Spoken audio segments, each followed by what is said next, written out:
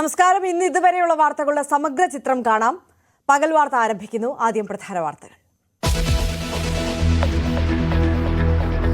ആഗോള അയ്യപ്പ സംഗമം അടുത്തിരിക്കെ ദേവസ്വം ബോർഡിന് കുരുക്കായി സ്വർണ്ണപ്പാളി വിവാദം. സ്വർണത്തിന് തൂക്കം കുറഞ്ഞതിൽ കോടതിയുടെ ചോദ്യങ്ങൾ. 42 കിലോ ഉണ്ടായിരുന്ന സ്വർണം 38 കിലോ ആയതെങ്ങനെ? ദേവസ്വം വിജിലൻസ് അന്വേഷിച്ച് 3 ആഴ്ചയ്ക്കകം റിപ്പോർട്ട് നൽകണം.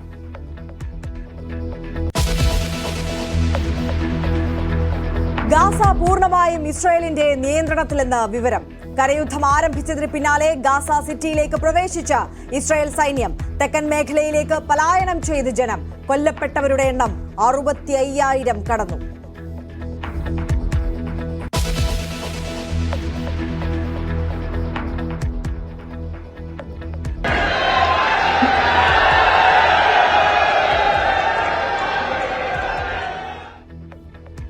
നരേന്ദ്രമോദിയുടെ 75ാം ജന്മദിനം ആഘോഷമാക്കി BJP. ഗാന്ധി ജയന്തി വരെ നീളുന്ന വിപുലമായ പരിപാടികൾക്ക് തുടക്കം. 75 സേവന പദ്ധതികളും വൻ വികസനങ്ങളും പ്രഖ്യാപിച്ച് ഡൽഹി സർക്കാർ. ആശംസകളുമായി ലോക നേതാക്കൾ. അണുവായുധ ഭീഷണിയെ പേടിക്കില്ലെന്ന് മധ്യപ്രദേശിൽ മോദി.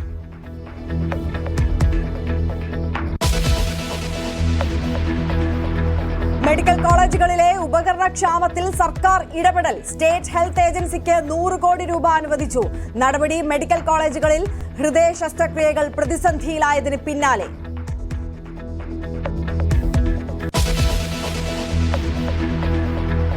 ഏഷ്യാകപ്പിലെ പാകിസ്ഥാന്റെ ബഹിഷ്കരണ ഭീഷണിക്കിടെ ഒത്തുതീർപ്പ് ഫോർമുലയുമായി ICC. ആൻഡി പൈക്രോഫ്റ്റിന് പകരം റിച്ചി റിച്ചാർഡ്സൺ ഇന്നത്തെ മാച്ച് റഫറി. സൂപ്പർ 4-ലെത്തിയാൽ പാകിസ്ഥാന്റെ മത്സരങ്ങളിൽ നിന്ന് പൈക്രോഫ്റ്റിനെ ഒഴിവാക്കാനും ധാരണ. പാക് ആവശ്യത്തിന് പിന്തുണയുമായി UAE, ഒമാൻ ക്രിക്കറ്റ് ബോർഡുകളും.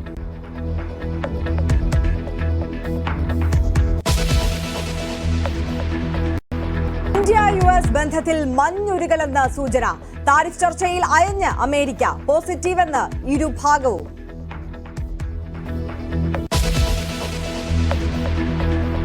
ആരോഗ്യരംഗം നിവർന്നു നിൽക്കാൻ കഴിയാത്ത വിധം തകർന്നുവെന്ന് പ്രതിപക്ഷം.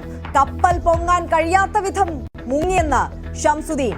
അമീബിക് മസ്തിഷ്ക ജ്വരത്തിൽ നിയമസഭയിൽ ചർച്ച. സംസ്ഥാനത്ത് രോഗവ്യാപനം കുറയ്ക്കാൻ സാധിച്ചെന്ന പ്രതിരോധവുമായി ഭരണപക്ഷം.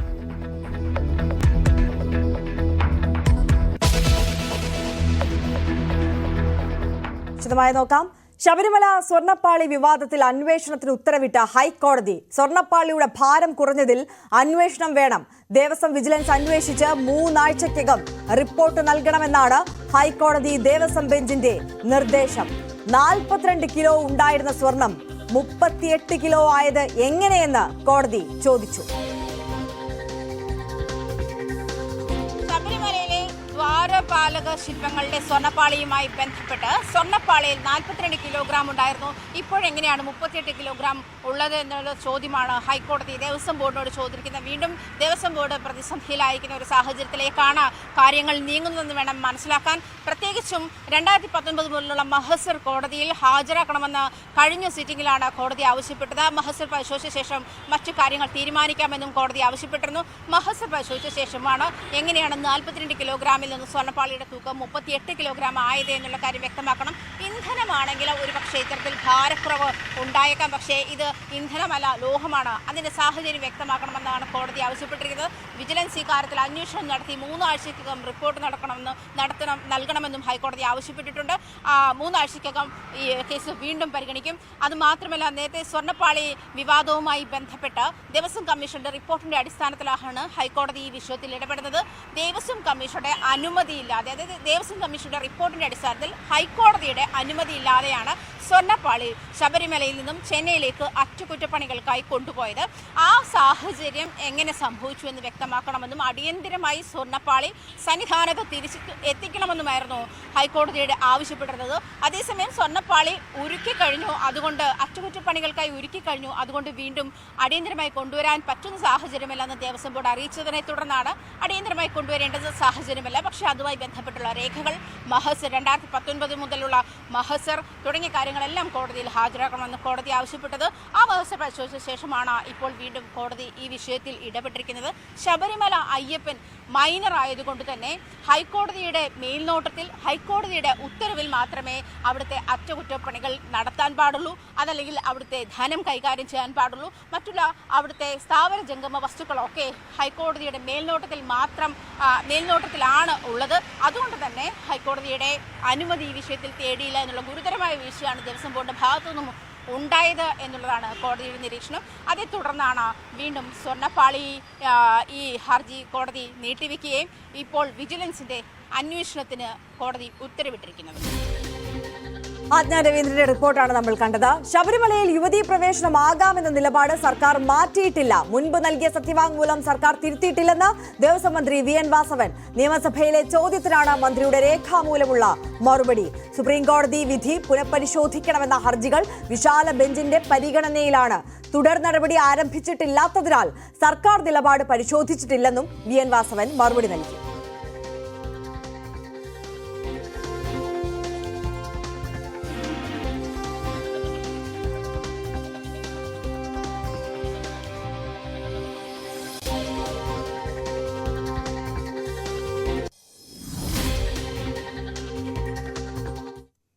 മറ്റൊരു വാർത്തയിലേക്ക് കടന്നാൽ, കരയുദ്ധം ആരംഭിച്ചതിന് പിന്നാലെ ഗാസ സിറ്റിയിലേക്ക് പ്രവേശിച്ച് ഇസ്രായേൽ സൈന്യം.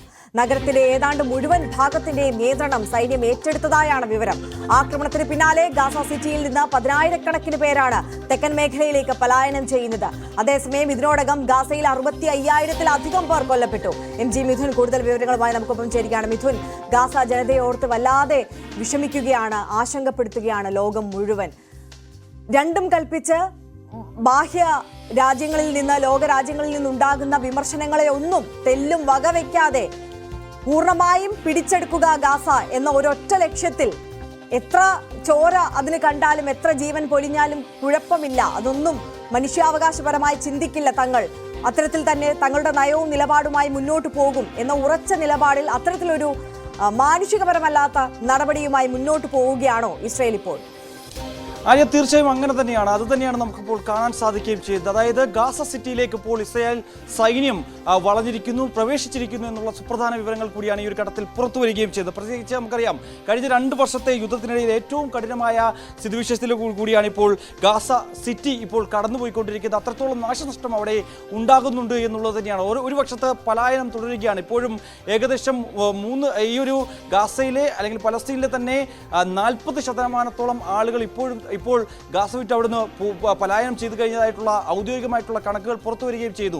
നിരവധി പേർ കഴിഞ്ഞ ദിവസത്തെ ആക്രമണത്തിൽ കൊല്ലപ്പെട്ടിട്ടുണ്ട്. പലയിടങ്ങളിലും ഇപ്പോഴും ബോംബുകൾ വന്ന് പതിക്കുകയാണ്. ഒപ്പം തന്നെ ഇവർ നടന്നു പോകുന്ന അല്ലെങ്കിൽ മറ്റ് സുരക്ഷിത സ്ഥാനങ്ങളിൽ നിന്ന് കരുതുന്ന പ്രദേശത്തേക്കൊക്കെ നടന്നു നീങ്ങിക്കൊണ്ടിരിക്കുകയാണ്. അവർക്ക് അവസാനത്തെ അവരുടെ സ്വത്തുക്കൾ കൈപ്പിടിച്ചുകൊണ്ട് അല്ലെങ്കിൽ അതൊക്കെ ഒതുക്കിക്കൊണ്ട് കുടുംബാംഗങ്ങളുമായി നടന്നു നീങ്ങുന്ന അവരെ നമുക്ക് നിസ്സഹായതയോടുകൂടി കാണാൻ മാത്രമേ സാധിക്കുകയും ചെയ്യൂ. അങ്ങനെ നടന്നു പോകുന്നവർക്കെതിരെ കൂടി ഇത്തരത്തിലൊരു ആക്രമണം ഉണ്ടാകുന്നു എന്നുള്ളത് തന്നെയാണ്. വെടിവെപ്പുകൾ അവിടെ സജീവമായി നടക്കുന്നു. ഒപ്പം തന്നെ ആ പ്രദേശത്ത് രൂക്ഷമായ രീതിയിൽ ബോംബിംഗ് ഉണ്ടാവുകയും ചെയ്യുന്നു. നിരവധി പേർ അതിൽ കൊല്ലപ്പെടുന്നു. ഒപ്പം തന്നെ നിരവധി കെട്ടിടങ്ങൾ ഇതിനോടകം തന്നെ തകർന്നു വീണിട്ടുണ്ട്. അതിൽ തങ്ങളുടെ ഉറ്റവരുണ്ടോ എന്നുള്ള തെരച്ചിൽ നടത്തുന്ന അത്രത്തോളം ഭയാനകരമായിട്ടുള്ള സ്ഥിതിവിശേഷത്തിലേക്ക് കാര്യങ്ങൾ പോകുന്നു എന്നുള്ളത് തന്നെയാണ് നമുക്ക് കാണാൻ സാധിക്കുകയും ചെയ്തു. ഒപ്പം തന്നെ യുഎന്റെ അന്വേഷണ സമിതി അത്രത്തോളം വലിയ കൂട്ടക്കുരുതിയാണ് ഗാസയിൽ നടക്കുന്നത് എന്നുള്ള വിവരങ്ങൾ പങ്കുവെച്ചതിന് തൊട്ടു പിന്നാലെയാണ് ഇസ്രായേൽ സൈന്യം കരയുദ്ധം ആരംഭിക്കുന്നത്. അതിനുശേഷം നടന്നിട്ടുള്ള ഈ ദിവസങ്ങളിൽ ടാങ്കർ ഉപയോഗിച്ചുകൊണ്ട് ഒരു കവചമാക്കി ഇസ്രായേൽ സൈന്യം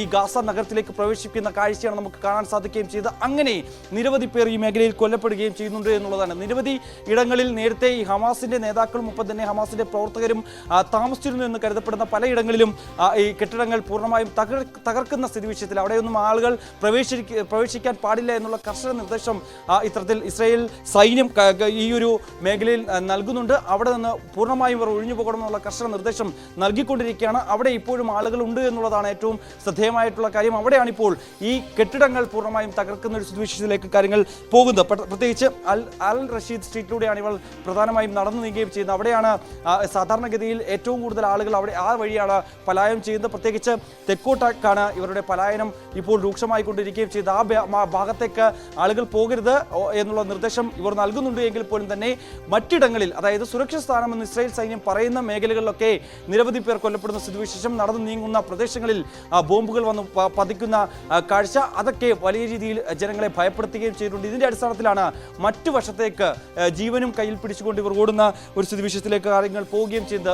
അല്പസമയത്തിനു മുമ്പ് ഇസ്രായേലിന്റെ പ്രതിരോധ മന്ത്രി ഇസ്രായേൽ കാറ്റ്സ് എക്സിൽ കുറിച്ച് ചില വാചകങ്ങളുണ്ട്. അതായത് ഗാസ കത്തുകയാണ് എന്നുള്ള സുപ്രധാനമായിട്ടുള്ളൊരു വിവരങ്ങൾ കൂടി അത്രത്തോളം ഭയാനകരമായിട്ട് ഉള്ള ഭീഷണി തരത്തിലുള്ള അത്തരത്തിലുള്ള മുന്നറിയിപ്പുകൾ നൽകുന്ന ഒരു സന്ദേശമാണ് ഇത്തരത്തിൽ ഇസ്രായേൽ കാറ്റ്സിന്റെ ഭാഗത്തുനിന്ന് വരുന്നത്. യുദ്ധവിമാനങ്ങൾ ആകാശത്ത് നിന്ന് താഴ്ന്നു പറക്കുന്ന സ്ഥിതിവിശേഷം, അത്രത്തോളം ഭയാനകരമായിട്ടുള്ള സ്ഥിതിവിശേഷത്തിലേക്ക് കാര്യങ്ങൾ മാറുന്നുണ്ട് എന്നുള്ളത് തന്നെയാണ്. കഴിഞ്ഞ 23 മാസമായി നടക്കുന്ന ഈ രക്തച്ചൊരിച്ചിൽ, അതിൽ 65,000-ത്തിലധികം സാധാരണക്കാർ ഇപ്പോൾ കൊല്ലപ്പെട്ടതായിട്ടുള്ള ഔദ്യോഗിക വിവരങ്ങൾ കൂടി പുറത്തു വരികയും ചെയ്യുന്നു. ഇനി എത്രത്തോളം ജനങ്ങൾ മരിച്ചു വീഴാനുണ്ട് എന്നുള്ളത് തന്നെയാണ്. അത്രത്തോളം സാധാരണക്കാരെ കൊന്നൊടുക്കിക്കൊണ്ട് ഇസ്രായേൽ സൈന്യം മുന്നോട്ട് നീങ്ങുന്ന സ്ഥിതിവിശേഷം. എന്തായാലും നമ്മൾ നേരത്തെ സൂചിപ്പിച്ചപ്പോൾ തന്നെ 80% പ്രദേശം നേരത്തെ ഇസ്രായേൽ കൈവശപ്പെടുത്തിയതാണ്. ഇപ്പോൾ ഗാസ സിറ്റിയിലേക്ക് കൂടി ഇസ്രായേൽ സൈന്യം വളഞ്ഞുകൊണ്ട് കയറിയിരിക്കുന്നു എന്നുള്ളത് തന്നെയാണ്. കരയുദ്ധം അതിന്റെ ഉച്ചസ്ഥായിയിലേക്ക് നീങ്ങുന്നു. ആര്യ, മിഥുൻ, അത് തന്നെയാണ്.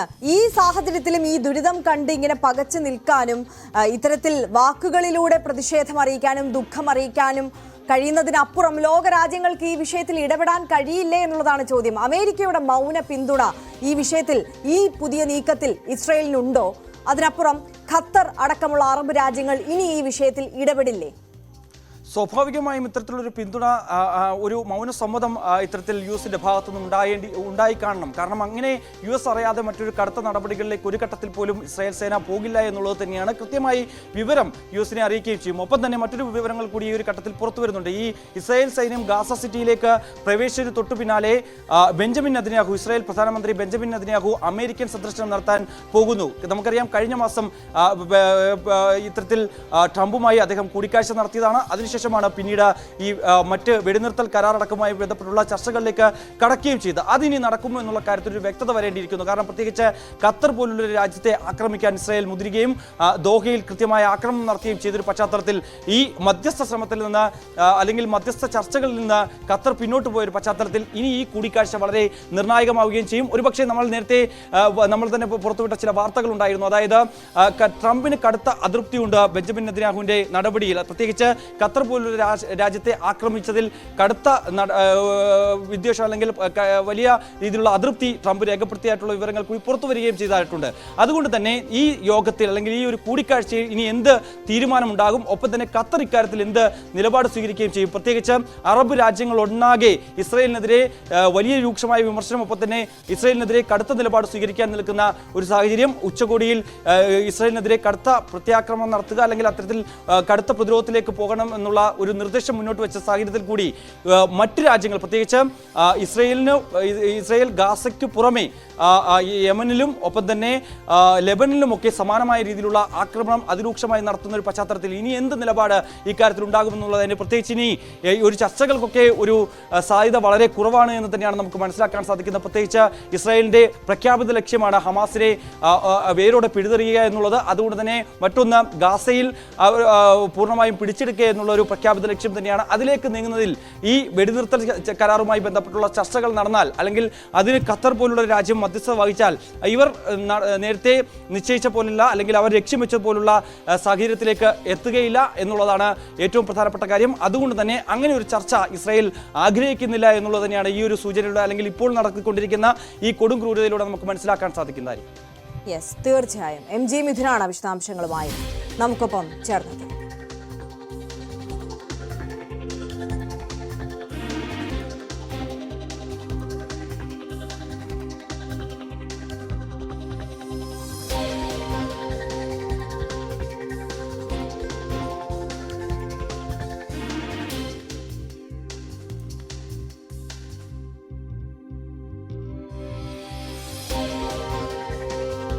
മനുഷ്യത്വരാഹിത്യത്തിന്റെ ഏറ്റവും ക്രൂരമായ മുഖമാണ് ഇപ്പോൾ ഇസ്രായേലിന്റെ നടപടിയിലൂടെ ഗാസയിൽ, പലസ്തീനിൽ നമ്മൾ കണ്ടുകൊണ്ടിരിക്കുന്നത്. ജീവനും കൈപിടിച്ച് പലായനം ചെയ്യുന്ന ജനതയ്ക്ക് മേൽ പോലും ആക്രമണം കടുപ്പിക്കുകയാണ് ഇസ്രായേൽ ഇപ്പോൾ.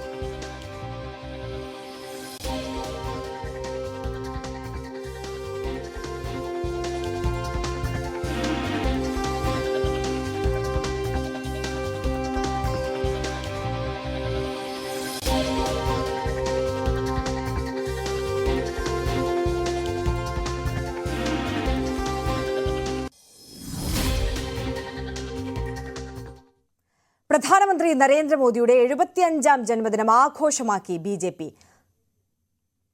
मैं Narendra Damodar Das Modi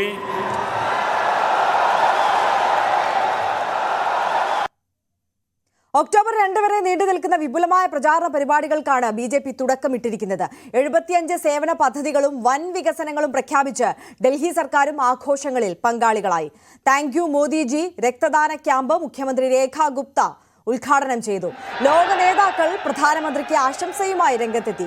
US president Donald Trump, Israel പ്രധാനമന്ത്രി ബെഞ്ചമിൻ നെതന്യാഹു, ടിബറ്റൻ ആത്മീയ നേതാവ് ദലൈ ലാമ, UK മുൻ പ്രധാനമന്ത്രി ഋഷി സുനക് എന്നിവർ മോദിയെ ജന്മദിനം ആശംസിച്ചു. രാഷ്ട്രപതി ദ്രൗപദി മുർമു, ഉപരാഷ്ട്രപതി CP രാധാകൃഷ്ണൻ, ആഭ്യന്തരമന്ത്രി അമിത് ഷാ, വിദേശകാര്യമന്ത്രി S ജയശങ്കർ, പ്രതിരോധ മന്ത്രി രാജ്നാഥ് സിംഗ്, കേന്ദ്രമന്ത്രി സുരേഷ് ഗോപി എന്നിവരും ആശംസകൾ അറിയിച്ചു. പ്രതിപക്ഷ നേതാവ് രാഹുൽ ഗാന്ധിയും കോൺഗ്രസ് അധ്യക്ഷൻ മല്ലികാർജുൻ ഖർഗെയും ജന്മദിന സന്ദേശം എക്സിൽ കുറിച്ചു. സിനിമാ താരങ്ങളായ ഷാറൂഖ് ഖാൻ, ആമീർ ഖാൻ, മോഹൻലാൽ എന്നിവരും പ്രധാനമന്ത്രിക്ക് പിറന്നാൾ ആശംസകൾ നേർന്നു.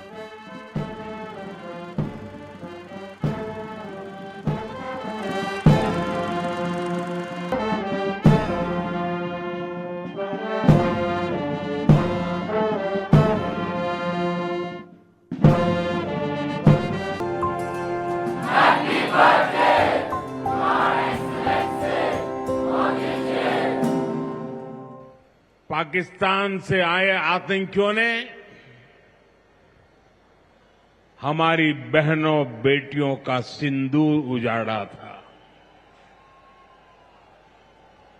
हमने ऑपरेशन सिंदूर करके आतंकी ठिकानों को उजाड़ दिया है. हमारे वीर जवानों ने पलक झपकते ही पाकिस्तान को घुटनों पर ला दिया. अभी कल ही देश और दुनिया ने देखा है, फिर एक पाकिस्तानी आतंकी ने रो रो कर अपना हाल बताया है. साथियों, ये नया भारत है. ये किसी की परमाणु धमकियों से डरता नहीं है.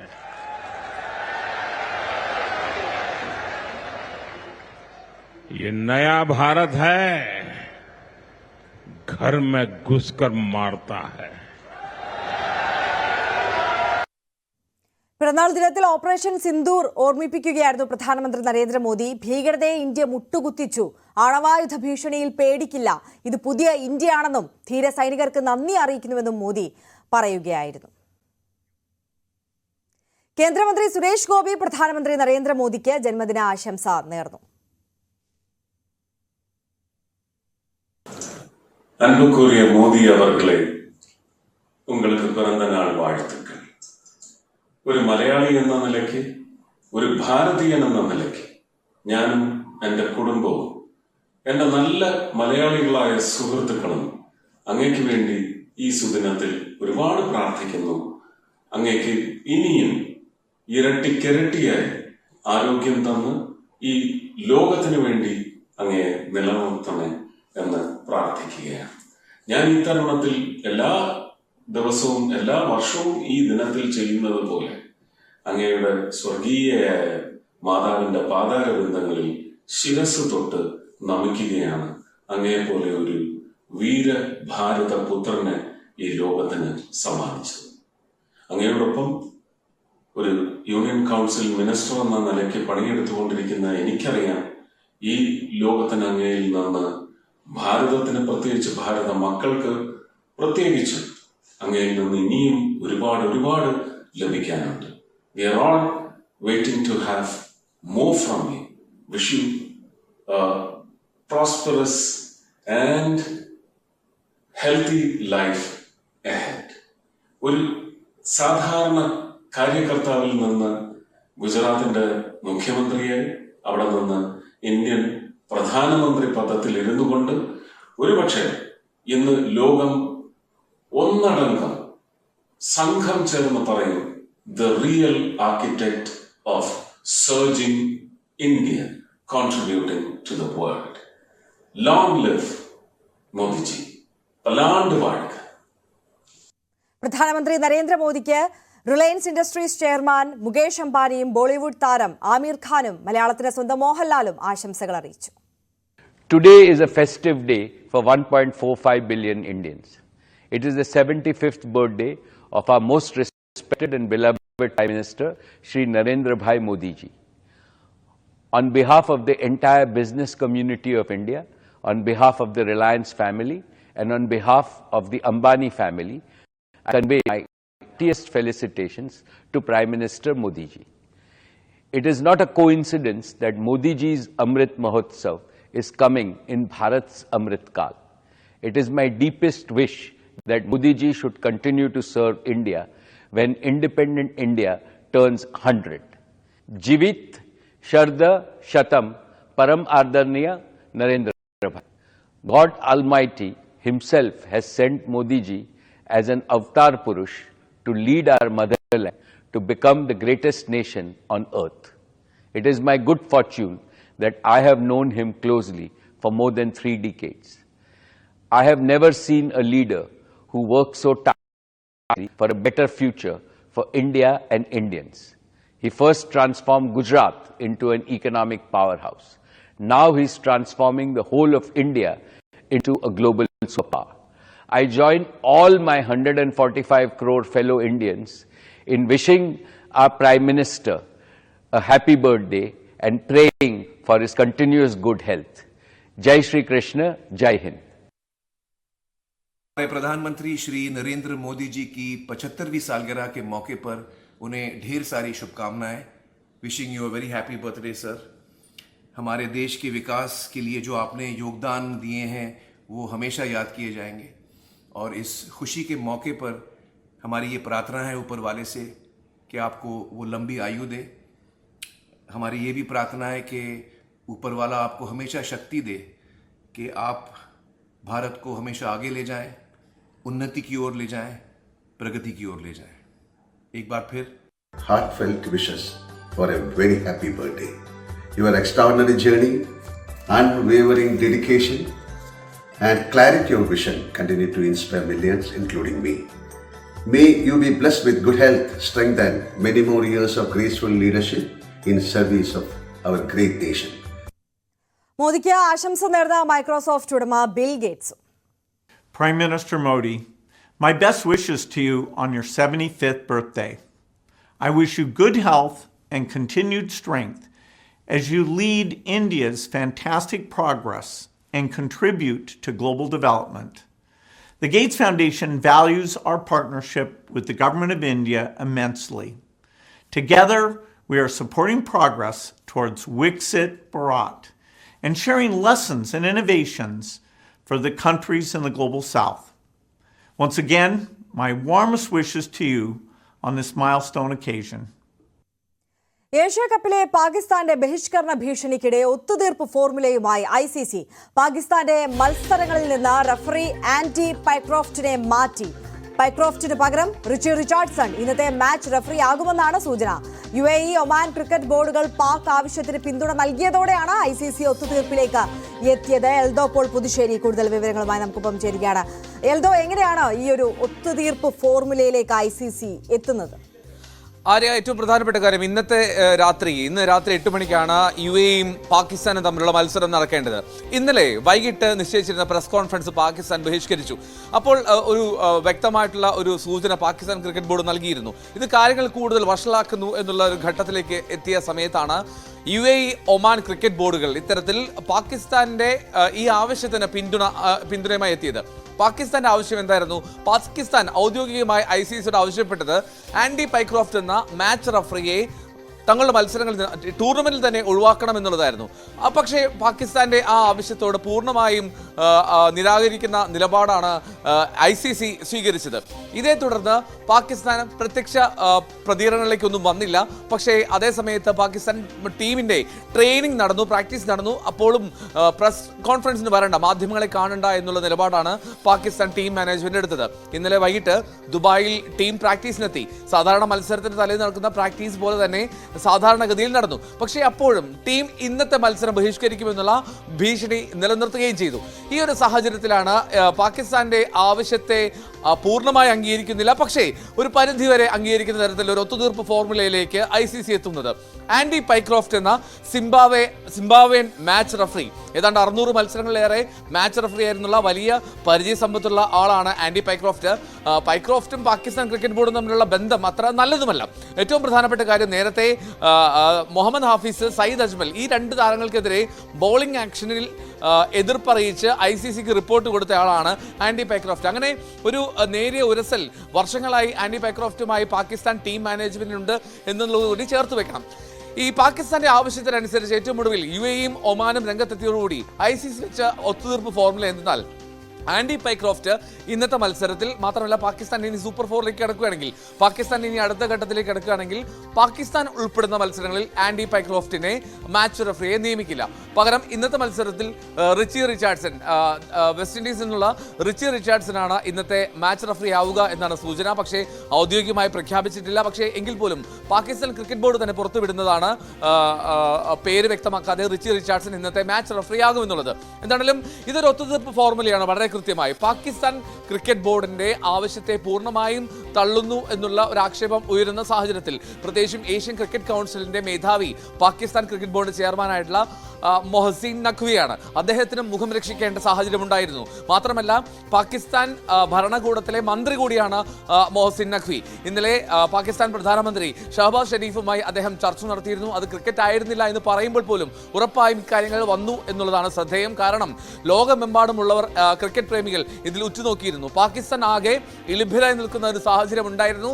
ആ സാഹചര്യത്തിൽ നിന്ന് കരകയറാൻ ഇത്തരത്തിലൊരു ഒത്തുതീർപ്പ് ഫോർമുല PCBക്കും പാകിസ്ഥാൻ ടീമിനും ഒരു ആശ്വാസകരമായി എന്ന് വേണം പറയാൻ. എന്താണെങ്കിലും UAEയുടെയും ഒമാന്റെയും പിന്തുണ അവിടെ പാകിസ്ഥാൻ ഉണ്ടായിരുന്നു എന്നുള്ളതാണ് ശ്രദ്ധേയമായിട്ടുള്ള മറ്റൊരു കാര്യം. യെസ്, തീർച്ചയായും. എൽദോ പോൾ പുതുശ്ശേരിയാണ് വിശദാംശങ്ങളുമായി നമുക്കൊപ്പം ചേർന്നത്. മെഡിക്കൽ കോളേജുകളിലെ ഉപകരണക്ഷാമത്തിൽ സർക്കാർ ഇടപെടൽ. ഉപകരണങ്ങളുടെ കുടിശ്ശിക തുക കൊടുത്തു തീർക്കാൻ സ്റ്റേറ്റ് ഹെൽത്ത് ഏജൻസി 100 കോടി രൂപ അനുവദിച്ചു. ഉപകരണക്ഷാമത്തെ തുടർന്ന് കോഴിക്കോട് മെഡിക്കൽ കോളേജുകളിൽ ഹൃദയ ശസ്ത്രക്രിയകൾ പ്രതിസന്ധിയിലായതോടെയാണ് ഇടപെടൽ. ഉപകരണങ്ങൾ വാങ്ങിയ ഇനത്തിൽ സംസ്ഥാനത്തെ 21 സർക്കാർ ആശുപത്രികളിൽ 158 കോടി രൂപ കുടിശ്ശികയായതിനെ തുടർന്ന് ഈ മാസം 1 മുതൽ കമ്പനികൾ ഉപകരണ വിതരണം നിർത്തിയിരുന്നു. കോഴിക്കോട് മെഡിക്കൽ കോളേജ് 34 കോടി 90 ലക്ഷവും, തിരുവനന്തപുരം മെഡിക്കൽ കോളേജ് 29 കോടി 56 ലക്ഷം രൂപ, കോട്ടയം മെഡിക്കൽ കോളേജ് 21 കോടി 74 ലക്ഷവും നൽകാനുണ്ട്. തിരുവനന്തപുരം മെഡിക്കൽ കോളേജിൽ ഹൃദയ ശസ്ത്രക്രിയ ഉപകരണങ്ങളില്ലാത്തത് ഗുരുതര പ്രതിസന്ധി ഉണ്ടെന്ന് കാട്ടി കാർഡിയോളജി വിഭാഗം മേധാവി ഇന്നലെ ആശുപത്രി സൂപ്രണ്ടിനെ കത്ത് നൽകിയിരുന്നു. ശസ്ത്രക്രിയകൾ മുടങ്ങുന്ന സാഹചര്യം ഉണ്ടാകുമെന്നും കത്തിൽ സൂചിപ്പിച്ചിരുന്നു. ഇതിനിടെയാണ് സ്റ്റേറ്റ് ഹെൽത്ത് ഏജൻസി 100 കോടി രൂപ അനുവദിച്ചത്. അതേസമയം ഹൃദ്രോഗ ചികിത്സയ്ക്ക് ഉപയോഗിക്കുന്ന സ്റ്റെന്റ് വിതരണം ഉടൻ പുനരാരംഭിക്കില്ല എന്ന് സ്റ്റെന്റ് വിതരണ കമ്പനികൾ അറിയിച്ചു. കുടിശ്ശിക തുക മുഴുവൻ ലഭിച്ചാൽ മാത്രമേ വിതരണം പുനരാരംഭിക്കൂ. ഇല്ലെങ്കിൽ ആശുപത്രികളിൽ സ്റ്റോക്കിലുള്ള സ്റ്റെന്റുകൾ തിരിച്ചെടുക്കാനുള്ള നിയമ നടപടികൾ സ്വീകരിക്കാനാണ് വിതരണക്കാരുടെ തീരുമാനം. ന്യൂസ് 18 തിരുവനന്തപുരം. സംസ്ഥാനത്ത് അമീബിക് മസ്തിഷ്ക ജ്വരം വ്യാപിക്കുന്നതിൽ നിയമസഭയിൽ ചർച്ച. ഉറവിടം കണ്ടെത്തി രോഗം തടയുന്നതിൽ ആരോഗ്യവകുപ്പ് പരാജയമാണെന്ന് പ്രമേയം അവതരിപ്പിച്ച N. ഷംസുദ്ദീൻ ആരോപിച്ചു. ആരോഗ്യരംഗം നിവർന്നു നിൽക്കാൻ കഴിയാത്ത വിധം തകർന്നു. കപ്പൽ പൊങ്ങാൻ കഴിയാത്ത വിധം മുങ്ങിയതായും ആരോഗ്യമന്ത്രിയെ ലക്ഷ്യമിട്ട് ഷംസുദ്ദീൻ വിമർശിച്ചു. കേരളത്തിന്റെ എല്ലാ ഭാഗത്തും സാധാരണ ഇങ്ങനെ രോഗങ്ങൾ എവിടെയെങ്കിലും ഒരു ഭാഗത്താണ് കാണാറ്. എന്നാൽ തിരുവനന്തപുരത്തുണ്ട്, കൊല്ലത്തുണ്ട്, മലപ്പുറത്തുണ്ട്, തൃശ്ശൂരുണ്ട്, കോഴിക്കോടുണ്ട്, ഇന്നലെ പാലക്കാടും റിപ്പോർട്ട് ചെയ്തിരിക്കുകയാണ്. ഇതിവിടെ സാർ നമ്മൾ കാണേണ്ടത് ഇത് പകർച്ചവ്യാധിയല്ല, എന്നിട്ടും ക്രമാതീതമായി എണ്ണം കൂടുകയാണ്. എന്തുകൊണ്ടാണെന്ന് ശാസ്ത്രീയമായി മറുപടി പറയാൻ സർക്കാരിന് സാധിക്കുന്നില്ല. ഇത് വർദ്ധിക്കുന്നത് എന്തുകൊണ്ടാണ്, ഇത് വ്യാപിക്കുന്നത് എന്തുകൊണ്ടാണ് എന്ന് പറയാൻ നമ്മുടെ ഗവൺമെന്റിന് സാധിക്കുന്നു. പക്ഷെ കേരളത്തിൽ ഇത് പടർന്നു പിടിക്കുകയാണ്. ഇവിടെ ആരോഗ്യ വകുപ്പ് ഇരുട്ടിൽ തപ്പുകയാണ്. എങ്ങനെ പ്രതിരോധിക്കണമെന്ന കാര്യത്തിൽ ആരോഗ്യ വകുപ്പിന് യാതൊരുവിധ വ്യക്തതയുമില്ല. ജനങ്ങൾ ആശങ്കയിലാണ് സർ. ഏറ്റവും കൂടുതൽ കേസുകൾ കേരളത്തിലാണ്. എന്നാൽ സർക്കാർ പറയുന്നത് ഇവിടെ മരണനിരക്ക് വളരെ കുറവാണെന്ന്.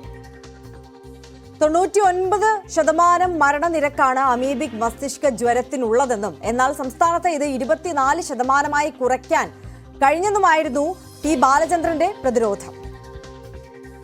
ഇത് ഇവിടെ മാത്രമുള്ള രോഗമാണോ? കേരളത്തിൽ മാത്രമുള്ള രോഗമാണോ?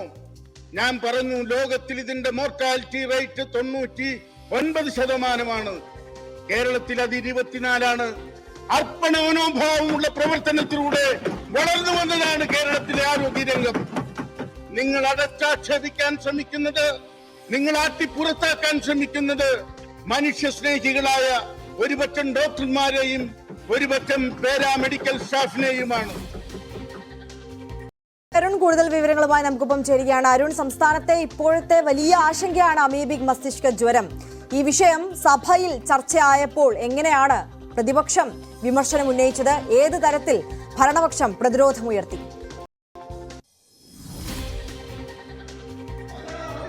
19 മരണങ്ങളാണ് ഇതുവരെ സംസ്ഥാനത്ത് അമീബിക് മസ്തിഷ്ക ജ്വരം കാരണമുണ്ടായത്. ഈ മാസം മാത്രം 9 പേർ മരിച്ചു. ഇപ്പോഴും നിരവധി പേർ ചികിത്സയിൽ തുടരുന്നു. അത്യന്തം ഗുരുതരമായ സാഹചര്യമാണെന്ന് ഈ റൂൾ 50 നോട്ടീസ് അവതരിപ്പിച്ച എൻ ഷംസുദ്ദീൻ പറഞ്ഞു. ഉറവിടം പോലും കണ്ടെത്താനാകാതെ ആരോഗ്യവകുപ്പ് ഇരുട്ടിൽ തപ്പുകയാണ്. എന്താണ് ചെയ്യേണ്ടെന്ന കാര്യത്തിൽ ആരോഗ്യവകുപ്പിന് ഒരു വ്യക്തതയുമില്ല എന്നായിരുന്നു പ്രതിപക്ഷത്തിന്റെ പ്രധാന ആരോപണം. എന്നാൽ ഈ രോഗം വ്യാപനം കൃത്യമായി തടയാൻ കഴിയുന്നുണ്ടെന്നാണ് ഭരണപക്ഷത്തിൽ സംസാരിക്കുന്ന എംഎൽഎമാർ പറയുന്നത്.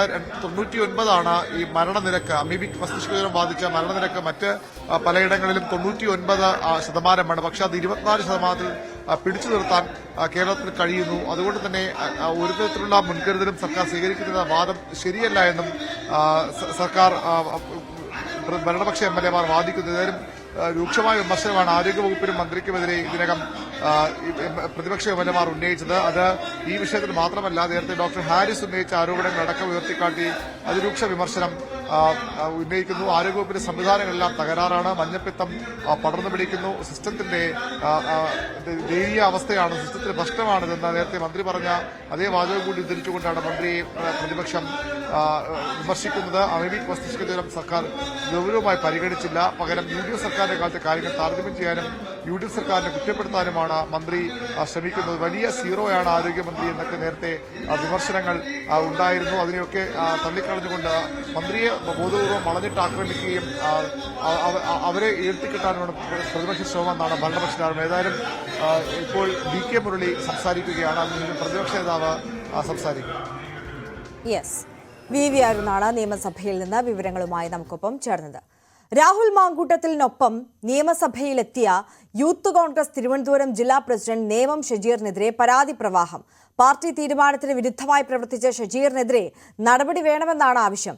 വിഷയത്തിൽ കോൺഗ്രസ് ഇരട്ടത്താപ്പ് കാണിക്കുന്നുവെന്ന് പൊതുസമൂഹത്തിന് സംശയം തോന്നുന്ന സമീപനമാണ് ഷജീറിൽ നിന്ന് ഉണ്ടായതെന്നാണ് പരാതികളിൽ പറയുന്നത്. നിയമസഭയിലെത്തി കൂടിക്കാഴ്ചയ്ക്ക് ശ്രമിച്ച ഷജീറിനെ കാണാൻ പ്രതിപക്ഷ നേതാവ് VD സതീശൻ തയ്യാറായില്ല. രാഹുൽ മാങ്കൂട്ടത്തിനൊപ്പം 15-ാം തീയതി രാവിലെ നിയമസഭയിൽ എത്തിയതിന് പിന്നാലെയാണ് യൂത്ത് കോൺഗ്രസ് ജില്ലാ അധ്യക്ഷൻ നേമം ഷജീറിനെതിരെ വ്യാപകമായ വിമർശനവുമായി KPCC ഭാരവാഹികളും യൂത്ത് കോൺഗ്രസ് ഭാരവാഹികളും രംഗത്തെത്തിയത്. KPCC ഭാരവാഹി യോഗത്തിൽ ഷജീറിനെതിരെ വലിയ വിമർശനം ഉയരുന്ന സാഹചര്യമുണ്ടായിരുന്നു. അതിനു പിന്നാലെയാണ് യൂത്ത് കോൺഗ്രസിന്റെ തിരുവനന്തപുരം ജില്ലാ ഭാരവാഹികളും അതോടൊപ്പം സംസ്ഥാന ഭാരവാഹികളും ഷജീറിനെതിരെ അച്ചടക്ക നടപടിയെടുക്കണമെന്ന ആവശ്യവുമായി KPCC അധ്യക്ഷൻ സണ്ണി ജോസഫിനും യൂത്ത് കോൺഗ്രസിന്റെ ദേശീയ അധ്യക്ഷനും അതോടൊപ്പം കേരളത്തിന്റെ ചുമതലയുള്ള യൂത്ത് കോൺഗ്രസിന്റെ ദേശീയ ജനറൽ സെക്രട്ടറി ശ്രാവൺ റാവുവിനും അടക്കം പരാതികൾ അയക്കുന്ന സാഹചര്യമുണ്ടായത്. പാർട്ടിക്ക് സ്ത്രീവിരുദ്ധ നിലപാടാണ് എന്ന പ്രതിച്ഛായയിലേക്ക് കാര്യങ്ങൾ എത്തിച്ചു. അതോടൊപ്പം ഈ വിഷയത്തിൽ പാർട്ടി ഇരട്ടത്താപ്പ് നയമാണ് സ്വീകരിച്ചത് എന്ന തരത്തിലേക്ക് എതിർ രാഷ്ട്രീയ കക്ഷികൾ വിമർശിക്കുന്ന തരത്തിലേക്ക് ഷജീറിന്റെ ഇടപെടൽ മാറി എന്ന വിമർശനമാണ് ഈ പരാതികളിലുള്ളത്. അതുകൊണ്ട് തന്നെ അടിയന്തരമായി ഷജീറിനെതിരെ നടപടിയെടുക്കണം, അച്ചടക്ക നടപടിയെടുക്കാൻ നേതൃത്വം തയ്യാറാകണമെന്ന ആവശ്യമാണ് ഈ പരാതികളിൽ പ്രധാനമായി പറയുന്നത്. അതിനു പുറമെയാണ് പ്രതിപക്ഷ നേതാവ് VD സതീശനെ ഇന്ന് നിയമസഭയിലെ അദ്ദേഹത്തിന്റെ ഓഫീസിലെത്തി കാണാൻ നേമം ഷജീർ ശ്രമം നടത്തിയത്. പക്ഷേ അദ്ദേഹം ഒരു തരത്തിലും ഗൗനിക്കാതെ അവിടെ നിന്ന് മടങ്ങുകയായിരുന്നു. അങ്ങനെ പ്രതിപക്ഷ നേതാവിന് ഈ വിഷയത്തിലുള്ള നീരസം ഒരിക്കൽ കൂടി വ്യക്തമായിരിക്കുകയാണ്. നേമം ഷജീർ ഈ രാഹുൽ മാങ്കൂട്ടത്തിനെ സസ്പെൻഡ് ചെയ്ത പാർട്ടി നേതാവിനെ ഇങ്ങനെ പിന്തുടർന്നത് അല്ലെങ്കിൽ ഇങ്ങനെ പിന്തുണച്ച് രംഗത്തെത്തിയത് അത് കോൺഗ്രസിന്റെ ഔദ്യോഗിക നിലപാടാണ് എന്ന തരത്തിലുള്ള വ്യാഖ്യാനങ്ങൾക്ക് വഴിവെച്ചു എന്ന വിലയിരുത്തലാണ് പ്രതിപക്ഷ നേതാവ് ഉൾപ്പെടെയുള്ള മുതിർന്ന കോൺഗ്രസ് നേതാക്കൾ. അതുകൊണ്ട് തന്നെയാണ് ഈ വിഷയത്തിൽ അവർ കടുത്ത അതൃപ്തി അറിയിച്ചിരിക്കുന്നത്. ഈ പശ്ചാത്തലത്തിൽ നേമം ഷജീറിനോട് വിശദീകരണം തേടാനും വിശദീകരണം തൃപ്തികരമല്ലെങ്കിൽ തുടർ നടപടികൾ എടുക്കാനുമുള്ള സാധ്യതകളിലേക്കാണ് രാഷ്ട്രീയ സാഹചര്യം ഇപ്പോൾ കോൺഗ്രസിനെ എത്തിച്ചിരിക്കുന്നത്. ഡാൻ കുര്യന്റെ റിപ്പോർട്ടാണ് കണ്ടത്. നിയമസഭയിൽ പ്രതിപക്ഷ എംഎൽഎമാരായ സനീഷ് കുമാർ ജോസഫിന്റെയും AK അഷ്റഫിന്റെയും സത്യഗ്രഹ സമരം തുടരുന്നു. കുന്നംകുളം കസ്റ്റഡി മർദ്ദന കേസിൽ പ്രതികളായ പോലീസുകാരെ സർവീസിൽ നിന്ന് പിരിച്ചുവിടണമെന്നാവശ്യപ്പെട്ടാണ് സമരം. നടപടി ഉണ്ടാകും വരെ സത്യഗ്രഹം തുടരുമെന്നാണ് പ്രതിപക്ഷ നേതാവ് ഇന്നലെ സഭയിൽ പ്രഖ്യാപിച്ചത്. എംഎൽഎമാരെ KPCC അധ്യക്ഷൻ സണ്ണി ജോസഫ് ഉൾപ്പെടെയുള്ളവർ സന്ദർശിച്ചു.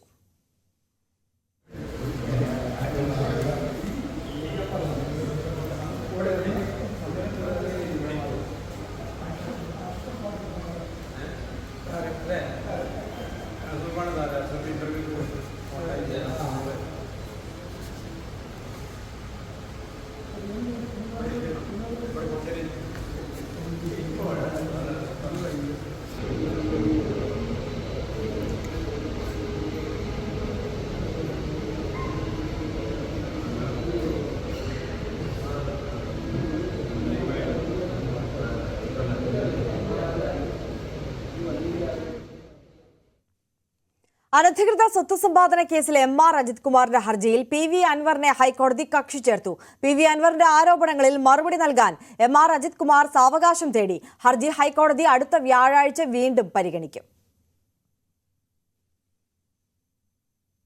2 മാസത്തിനുള്ളിൽ സംസ്ഥാനത്തെ സ്കൂളുകളിൽ വൈദ്യുത വകുപ്പ് സുരക്ഷാ ഓഡിറ്റ് നടത്തുമെന്ന് മന്ത്രി K കൃഷ്ണൻകുട്ടി. സംസ്ഥാനത്ത് ഷോക്കേറ്റുള്ള മരണങ്ങൾ കൂടുതൽ സംഭവിക്കുന്നത് മഴക്കാലത്താണ്. പരിശോധനയിൽ 45,000 ഇടങ്ങളിൽ അപാകത കണ്ടെത്തി. ഇതിൽ 15,511 എണ്ണം പരിഹരിച്ചുവെന്നും മന്ത്രി പറഞ്ഞു. തേവലക്കരയിൽ സ്കൂൾ വിദ്യാർത്ഥി ഷോക്കേറ്റ് മരിച്ച സംഭവത്തിൽ മാത്യു കുഴൽനാടന്റെ ചോദ്യത്തോടായിരുന്നു വൈദ്യുതി മന്ത്രിയുടെ മറുപടി. 1,20,782 കിലോമീറ്റർ പെട്രോളിംഗ് നടത്തി 45,200 അപാകതകൾ കണ്ടെത്തുകയും 15,511 എണ്ണം പരിഹരിക്കുകയും ചെയ്തു. ബാക്കിയുള്ള സമയബന്ധിതമായി പൂർത്തീകരിക്കുന്നതാണ്. വിദ്യാലയങ്ങൾ, ആശുപത്രികൾ, പൊതുയിടങ്ങൾ തുടങ്ങിയ സ്ഥലങ്ങളിൽ അപകടസ്ഥിതി ഉണ്ടോ എന്ന് കണ്ടെത്തുന്നതിനായി സേഫ്റ്റി ഓഫീസർ പരിശോധന നടത്തുകയുണ്ടായി. അപകടങ്ങളെ തുടർന്ന് സമ്പൂർണമായ പരിശോധന നടത്തുകയും അപാകതകൾ പരിഹരിക്കാനുള്ള നടപടികൾ സ്വീകരിച്ചു വരികയും ചെയ്യുന്നു. അത് പരിശോധിക്കേണ്ട സേഫ്റ്റി കമ്മീഷണർ റിപ്പോർട്ട് കിട്ടിയാൽ അതിനനുസരിച്ചിട്ടുള്ള പരിപാടി ആസൂത്രണം ചെയ്യും. സ്കൂളുകളിൽ ഇതിലൊക്കെ പ്രത്യേകമായ പരിഗണന വെച്ച് അടിയന്തരമായ നടപടി സ്വീകരിക്കാൻ നടപടി എടുത്തിട്ടുണ്ട്. ഈ താങ്കൾ പറഞ്ഞ 2 വളരെ ഗൗരവമായി പരിശോധിക്കുന്നു. രാഹുൽ മാങ്കൂട്ടത്തിനെതിരായ ലൈംഗിക ആരോപണം ഇന്നും സഭയിൽ ഉന്നയിച്ച് ഭരണപക്ഷം. ജന്മിത്ത കാലത്ത് സംബന്ധം കൂടാൻ നടക്കുന്നത് പോലുള്ള സമീപനമെന്നായിരുന്നു കോങ്ങാട് MLA K ശാന്തകുമാരിയുടെ വിമർശനം. UDF MLAമാർ സമരം ചെയ്യേണ്ടത് സഭാ കവാടത്തിലല്ല പാലക്കാടാണെന്നും ശാന്തകുമാരി പരിഹസിച്ചു. ഗർഭചിത്രത്തെ നിർബന്ധിക്കുകയാണ്. നാണക്കേടിലേക്ക് ഞങ്ങൾ സ്ത്രീകൾ പാലക്കാട്ടിൽ നിന്ന് വരുമ്പോൾ എനിക്ക് നാണക്കേടാണ്. ഈ കേരളത്തിലെ സ്ത്രീകൾ അത്രയേറെ അപമാനത്തോടെയാണ് ഇന്നിവിടെ ജീവിക്കുന്നതെന്ന് മനസ്സിലാക്കേണ്ടതായിട്ടുണ്ട്. സർ, ഇത്തരത്തിലുള്ള മാന്യദേഹങ്ങളുടെ ഭാഗത്ത് നിന്ന് ലഭിക്കുന്ന സമീപനം എന്താ? ഉണ്ടായ സമീപനം എന്താ?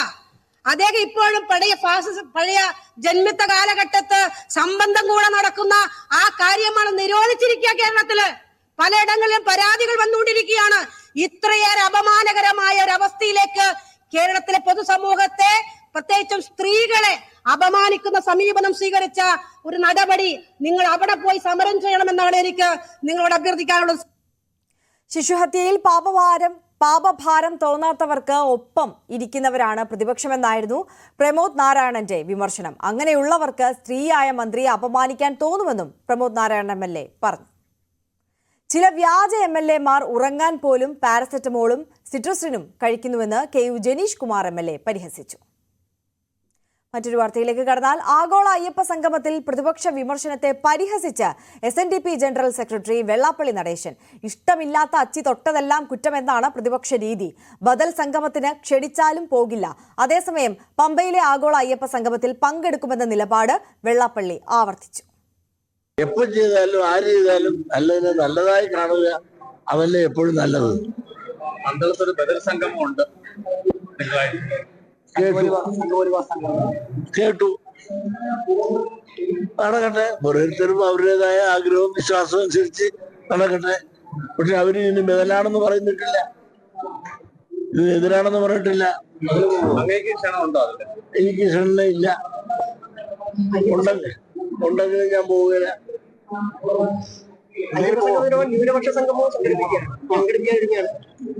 അതിപ്പോ ഇതൊക്കെ മുമ്പ് മുസ്ലിങ്ങളെ സംഘടിപ്പിച്ചിട്ടില്ലേ?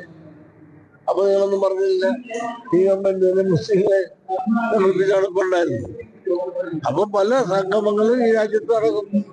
ഞങ്ങൾ നടത്തില്ല, സംഘം നടത്തുന്നില്ല. അത് ഞങ്ങളങ്ങനെ ചെയ്യുന്നു എന്നുള്ളതേ ഉള്ളൂ. അതിനെല്ലാം നിങ്ങൾ ഏത് ചെയ്താലും അതിനെല്ലാം വിമർശനം ചെയ്യാൻ കാണാതാവും. അതിന്റെ നല്ല വശം കൂടെ ഒന്ന് കാണുക. അതെ, ഞങ്ങൾക്ക് വേറെ ആരും സംഘടിപ്പിക്കാനില്ല. അതുകൊണ്ട് ഞങ്ങൾ സംഘടിക്കുന്നു.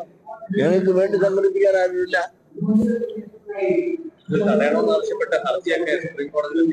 അതെ, ഇന്ന് തീരുമാനത്തിൽ വെച്ചിരിക്കല്ലേ. കാരണം ഒരു കാര്യം ചെയ്യാം, കോടതിയുടെ തീരുമാനങ്ങൾ ഇരുപക്ഷവും അംഗീകരിക്കുക. ആഗോള അയ്യപ്പ സംഗമത്തിൽ നിന്ന് UDF വിട്ടു നിൽക്കുന്നതിനെതിരെ ഇടത് MLA-മാർ 2018 പമ്പാ സംഗമത്തിൽ പങ്കെടുത്ത UDF ഇപ്പോൾ സഹകരിക്കാത്തത് എന്തെന്നായിരുന്നു മുൻ ദേവസ്വം മന്ത്രി കൂടിയായ കടകംപള്ളി സുരേന്ദ്രന്റെ ചോദ്യം.